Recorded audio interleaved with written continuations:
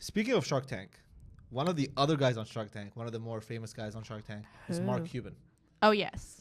Yeah. Now, Mark Cuban is also in the mix because as TikTok's future seems to be unknown, like we don't know what's going to happen with TikTok, right? There could be a reality where TikTok actually gets banned. Mark Cuban has teamed up with a team from the app that produced Blue Sky? Sky Blue? What's the word of the... What's the name of the... Wait, what is it called? Blue Sky, right? I think you're right. Yeah, Blue Sky. Yeah. So Blue Sky was the OG Twitter, the guy that founded Twitter. Yeah. When he sold it to Elon, he made his own Twitter again. Yeah. But he just called it Blue Sky, and it's basically Twitter. They don't want to say it, but it's basically Twitter. Now, Mark Cuban and the team at Blue Sky have teamed up to make a short-form video app that is called Skylight. And it basically looks like TikTok, word for word, bar for bar. The UI is literally TikTok. Like, I'll show you like some of these photos. Like, you can't tell me you see these screenshots and don't think it's TikTok. You know what I don't get? What? Like the whole reason TikTok took off in the way that it did is because it was something different from the rest. Yeah. Like same like Instagram is different from Facebook in the sense that it's like very aesthetic and like visual focus. Yeah. Like why are they doing more of the same thing? Like I think it like if people were to pick between like it you're not gonna like there's no sense of intrigue there, you know? Like unless you're slightly better in some way. yeah, I get that, and I do get some of that, but I think the thought process in that is, like think Instagram. Instagram, yes, is different to an extent, but if you look at Instagram from like a 10-year window, they've stolen so many things from Snapchat. Like this, Instagram never had stories. Instagram never had reels. Yeah, but like what they're known for is that like aesthetic, like photo first kind of thing. Yeah, I get what you mean. Whereas like Facebook was like, oh, friends. And then Snapchat was the short little clips that disappear. Yeah. And now, you know? I guess with like as time goes on and more of these apps come by, I guess it becomes harder to make like an original app. Yeah. Like everything has been made. Everything is a remix. And True.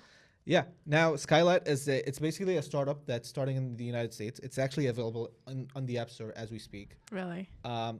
For the App Store, it's only available in the United States, so you gotta like change your region to the United States. But they pride themselves on being the first unbannable short form video app. So it's gonna be interesting to see.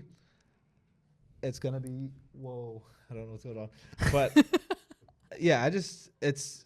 Abdel's on edge today, Yeah, guys. I'm so paranoid. I just think somebody's gonna come back from behind and be like, "It's time's up." But yeah. I mean, it's being backed by a huge angel investor in Mark Cuban, and they're really, really pushing for it. And they just, I don't have faith in this, honestly. Like, even TikTok, a lot of these people have tried to give you the new TikTok, be it Lemonade, be it ByteDance, be it Red Note. I think Is anybody on Red Note? No one's on fucking Red Note. China, like most of China. Yeah, but like I remember like back when TikTok was being banned, everybody was jumping on Red Note, and that was like a 24-hour window. And I promise you, nobody you know in real life has a Red Note app right now. Maybe. I don't know. It You know some depends. Chinese It depends which groups you're circling in. Like most of the Chinese community would have Red Note. Yeah.